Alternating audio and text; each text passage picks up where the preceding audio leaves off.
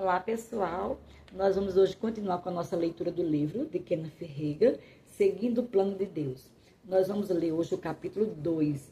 Esse capítulo eu vou dividi-lo em 2 vídeos. O título é Mantendo a Vida Cheia do Espírito. Por esta razão, não vos torneis insensatos, mas procurai compreender qual a vontade ou propósito do Senhor. E não vos embriagueis com vinho, no qual há dissolução, mas enchei-vos do Espírito, falando entre vós com salmos, entoando e louvando de coração ao Senhor, com hinos e cânticos espirituais, dando sempre graças por tudo a nosso Deus e Pai, em nome de nosso Senhor Jesus Cristo, sujeitando-vos uns aos outros no temor de Cristo. Efésios capítulo 5, do verso 17 ao 21. Amai-vos cordialmente uns aos outros com amor fraternal, preferindo-vos em honra uns aos outros. No zelo não sejais remissos, sede fervorosos de espírito, servindo ao Senhor. Romanos capítulo 12, verso 10 e 11. Muitos cristãos se debatem na vida para saber qual é a vontade de Deus para as suas vidas. Deus realmente dá orientação específica ao seu povo no tocante aos seus planos e propósitos para a vida de cada um. Mas mesmo naquelas ocasiões em que parece que Deus não tem nada de específico para lhe dizer a respeito do seu plano, os crentes poderão conhecer e praticar a vontade de Deus na vida cotidiana simplesmente por meio de serem praticantes da palavra. Note que o nosso texto diz: por esta razão não vos torneis insensatos, mas procurai compreender qual a vontade do Senhor.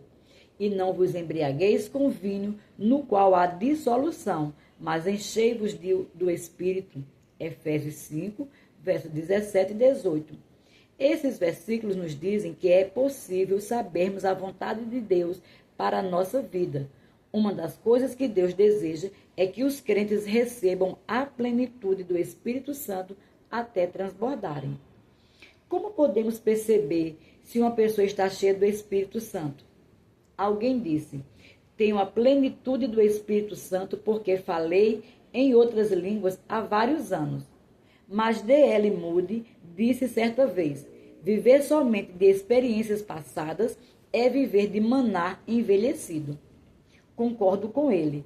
Efésios 5,18 diz: e não vos embriagueis com vinho, no qual há dissolução, mas enchei-vos do Espírito. Em outras palavras, estar cheio do Espírito Santo é ter essa plenitude agora, no tempo presente.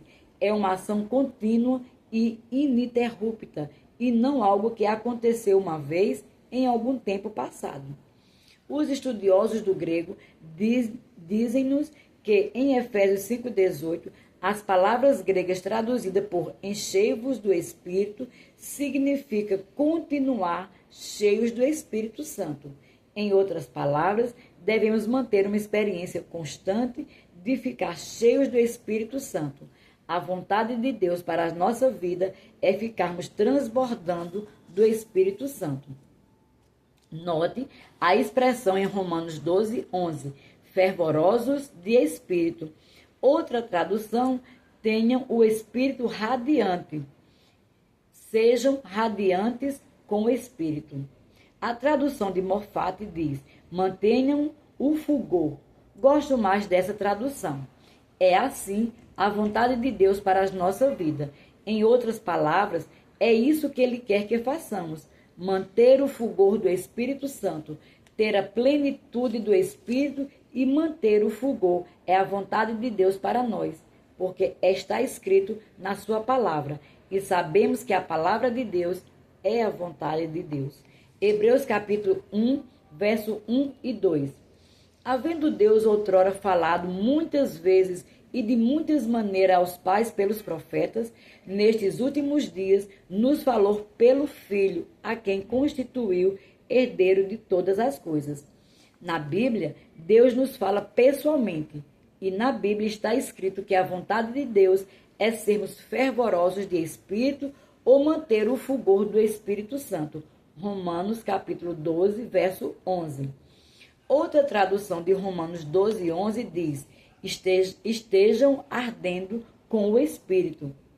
Romanos 1,7 diz: a todos os amados de Deus que estáis em Roma, chamados para ser de santos, o apóstolo Paulo escreveu a epístola aos Romanos, à igreja em Roma, mas suas palavras se aplicam a cada um de nós que pertence à igreja do nosso Senhor Jesus Cristo, onde quer que estejamos. Deus quer que cada um de nós mantenha uma vida cheia do Espírito e que sejamos fervorosos de Espírito para mantermos o fulgor. Manter uma vida cheia do Espírito é uma parte tão integrante de seguir o plano de Deus para a sua vida, quanto receber uma ordem específica da parte do Senhor a respeito de alguma coisa que Ele quer que você faça. Você pode, por exemplo, receber a orientação específica de Deus a respeito de parte do seu plano para você e pode obedecer a Ele. Mas se você obedecesse às suas instruções rigorosamente, com seu sentido do dever, isso ainda não seria o melhor de Deus para a sua vida. Não haveria nisso nenhum fervor de espírito, nenhum fulgor, e seria uma viagem pesada. Em outras palavras, seria difícil cumprir a vontade de Deus para a sua vida. O que Deus realmente quer é que você fique cheio do Espírito até transbordar e mantenha esse fulgor. É esta a vontade de Deus, o seu propósito para a sua vida, pois Deus sabe que se você estiver cheio do Espírito até transbordar, será muito mais fácil para você seguir com sucesso o seu plano para a sua vida. Podemos ver quando o fulgor é mantido. De conformidade com Efésios capítulo 5, do verso 18 ao 21, podemos reconhecer quando alguém está cheio do Espírito ou fervoroso de Espírito. Se não fosse possível reconhecer o fato, você não saberia se estaria cheio do Espírito Santo ou não. Em Atos capítulo 6, do verso 1 ao 3, vemos homens que foram escolhidos para fazer uma obra para Deus, porque estavam cheios do Espírito Santo até transbordarem. Tinham o fulgor do Espírito Santo e esse fato era reconhecível. Atos 6, do verso 1 ao 3. Ora, naqueles dias, multiplicando-se o número dos discípulos, houve murmuração dos helenistas contra os hebreus, porque as viúvas deles estavam sendo esquecidas na distribuição diária. Então, os 12 convocaram a comunidade dos discípulos e disseram: não é razoável que nós abandonemos a palavra de Deus para servir às mesas. Mas, irmãos, escolhei dentre vós 7 homens de boa reputação, cheios do Espírito e sabedoria, aos quais encarregaremos deste serviço. No começo da igreja em Jerusalém, os crentes tinham todas as coisas em comum. Atos 2,44. Os apóstolos estavam supervisionando a igreja e tinham deveres espirituais e humanos a serem cumpridos. Quando algumas das pessoas achavam que estavam sendo negligenciadas na administração diária dos alimentos, os apóstolos disseram aos discípulos: não é razoável que nós abandonemos a palavra de Deus para servir às mesas. Escolhei dentre vós 7 homens de boa reputação. Atos 6, versos 2 e 3.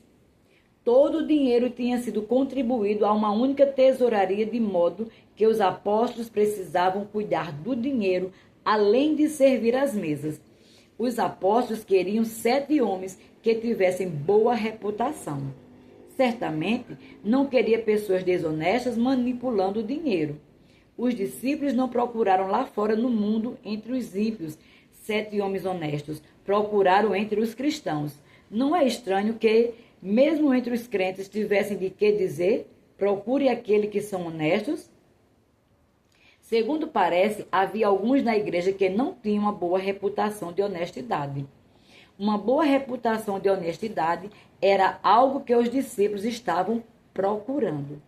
Em outras palavras, a honestidade e a integridade da pessoa são reconhecíveis. Essas qualidades podem ser vistas ou reconhecidas na vida da pessoa. Note a segunda característica que os discípulos deviam procurar ao escolherem 7 homens para ajudá-los. Escolhei dentre vós 7 homens cheios do Espírito. Atos 6:3. Assim como uma boa reputação é reconhecível, assim também, de modo semelhante, pode-se reconhecer a plenitude transbordante do Espírito Santo. Quando os crentes têm a plenitude transbordante do Espírito Santo, ficam fervorosos de espírito ou abrasados com o Espírito Santo. Mas, sem sabedoria, especialmente aos lidarem com dinheiro, os homens que escolheram poderiam ter deixado os negócios financeiros da igreja em apuros.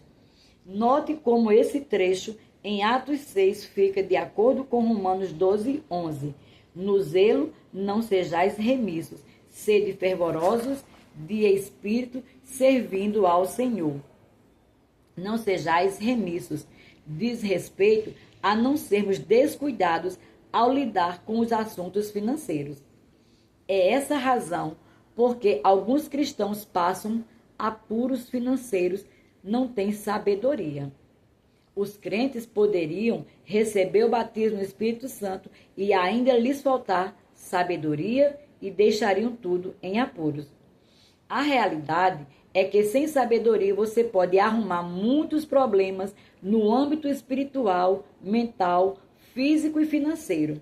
Sem sabedoria, você pode provocar problemas no seu casamento, em outros relacionamentos, no seu ministério ou no seu emprego.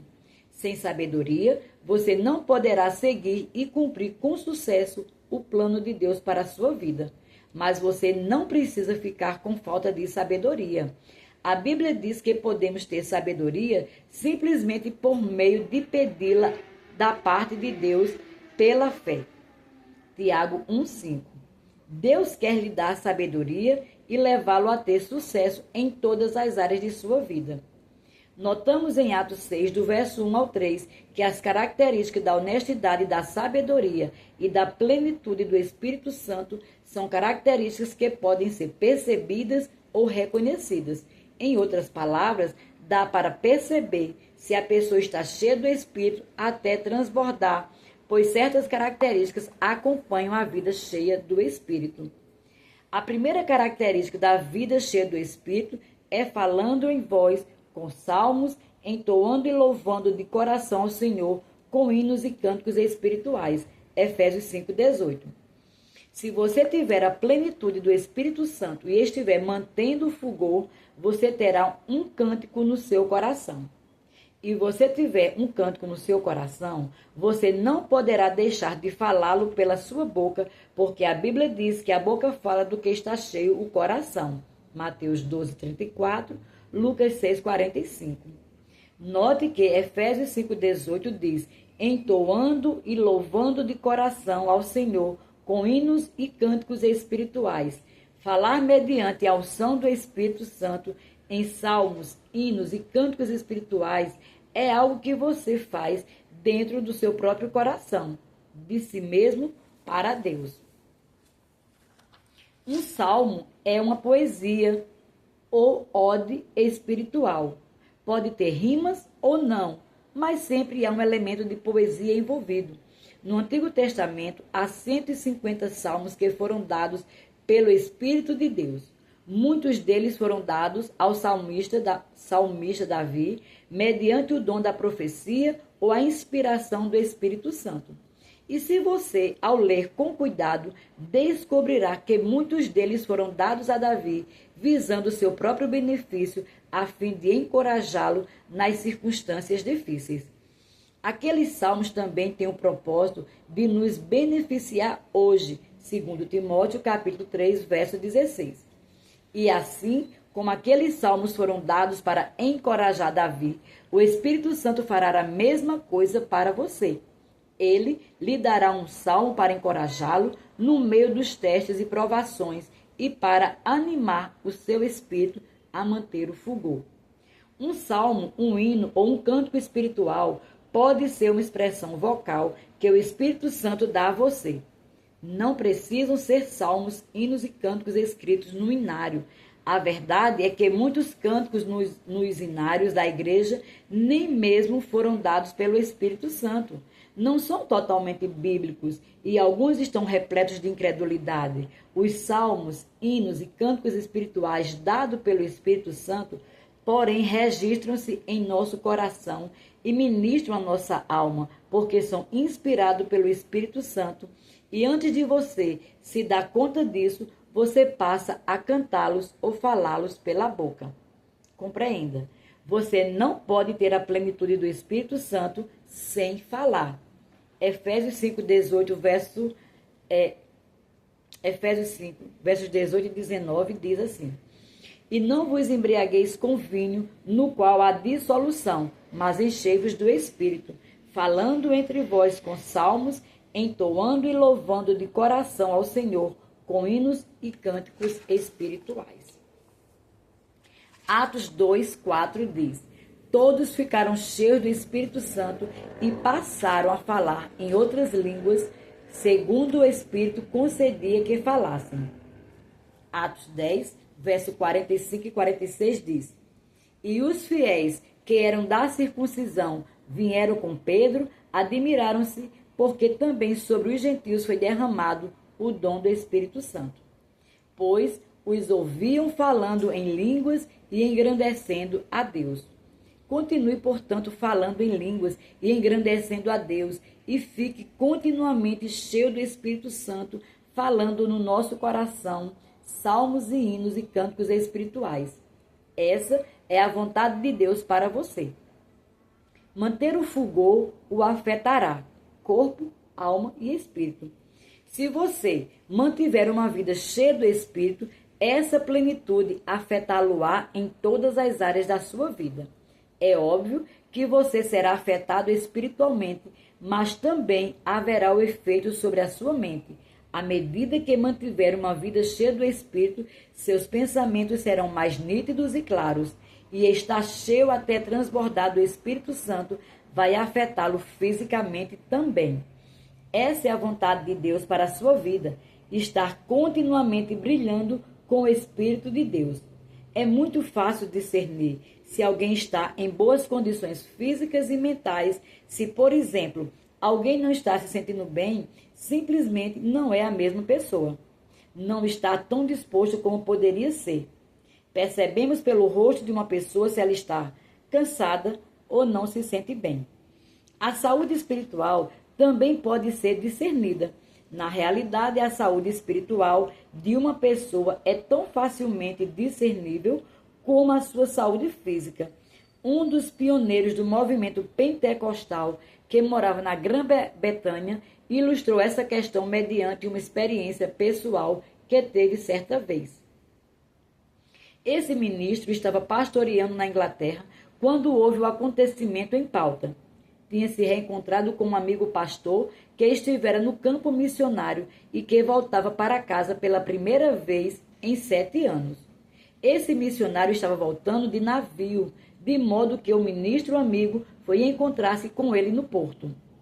Tão logo que trocaram cumprimentos e começaram a falar, o missionário olhou para o ministro e perguntou: "O que há de errado com você?" "O que você quer dizer com isso?" respondeu o ministro e começou a se defender. "Não há nada de errado comigo." "Você não está em boas condições espiritualmente", respondeu o missionário. Posteriormente, esse ministro pensou: dava para ele perceber que havia algo de errado comigo.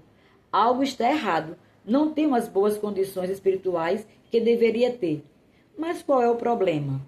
E então, de dentro de si mesmo, a partir do seu espírito, recebeu a resposta. Numa cidade de mais de 1 milhão de habitantes, a única igreja do Evangelho Pleno tinha sido dele. Mas então surgiu outro obreiro e deu início a outra obra pentecostal na cidade. E o ministro mais antigo ficara desgostoso com isso. Alguns membros de sua congregação começaram a frequentar a nova igreja do Evangelho Pleno porque ficava mais perto de onde moravam. O ministro da igreja já estabelecida começou a sentir má vontade para com o pastor recém-chegado porque achava que este invadira o território dele. Mas, afinal de contas, desde quando uma cidade de mais de 1 milhão de habitantes ficou sendo território exclusivo dele. A Bíblia diz que a terra e a sua plenitude é do Senhor e não de determinado ministro. Os pastores devem alegrar-se quando alguém dá início a uma nova igreja na sua cidade, pois então mais almas poderão ser trazidas para o reino de Deus. Não quero que você me entenda mal. É errado, por exemplo, quando algum ministro vem à igreja de outro obreiro, furtar as suas ovelhas e passar a formar outra igreja um pouco mais adiante na mesma rua. Agir assim não é andar no amor e dar preferência ao próximo. Os pastores devem ter ética e andar em amor uns com os outros. Mas, por outro lado, é possível levar o assunto a outro extremo. No exemplo citado, o ministro da igreja estabelecida estava com uma média de 250 membros na sua igreja, entre uma população urbana de mais de 1 milhão. A igreja nova foi iniciada a uma distância de vários quilômetros no outro lado da cidade, mas o ministro da igreja estabelecida ficou muito zangado e essa atitude afetou espiritualmente. Veja bem, no seu espírito você sabe mais a respeito das coisas espirituais do que a sua cabeça conhece. No seu coração, esse ministro percebeu onde tinha ficado fora da vontade de Deus e quando se deu conta do seu erro, foi visitar o novo pastor que chegara na cidade e disse-lhe que o amava e estimava por causa do ministério que exercia. Em seguida, convidou o novo pastor a um culto na sua igreja. Depois disso, aquele ministro da igreja estabelecida voltou a ser ardente na causa de Deus. Você deve entender que manter a vida cheia do Espírito envolve muito mais coisa do que apenas pular, rir e gritar no Espírito Santo. Sem dúvida, tudo isso está incluído, mas outros aspectos também devem estar envolvidos. Você pode, por exemplo, receber uma bênção num culto onde o Espírito de Deus está em manifestação poderosa, mas isso não significa que tudo na sua vida está espiritualmente em perfeita ordem. Manter o fulgor é manter sua saúde espiritual, e isso inclui ter a plenitude transbordante do Espírito todos os dias na sua vida pessoal cotidiana. Era a isso que Paulo se referia dizendo: não vos torneis insensatos, mas procurai compreender qual a vontade do Senhor. Enchei-vos continuamente do Espírito. Efésios 5, 17 e 18. Em outras palavras, mantenha o fulgor. Muitos cristãos fazem uma tentativa muito grande de receber orientação específica da parte de Deus, mas se esquecem de ser praticante da palavra. Mas ser praticante da palavra de Deus é a vontade de Deus, tanto quanto obedecer a qualquer orientação específica que recebem da parte dele. Ficamos por aqui, até o próximo vídeo.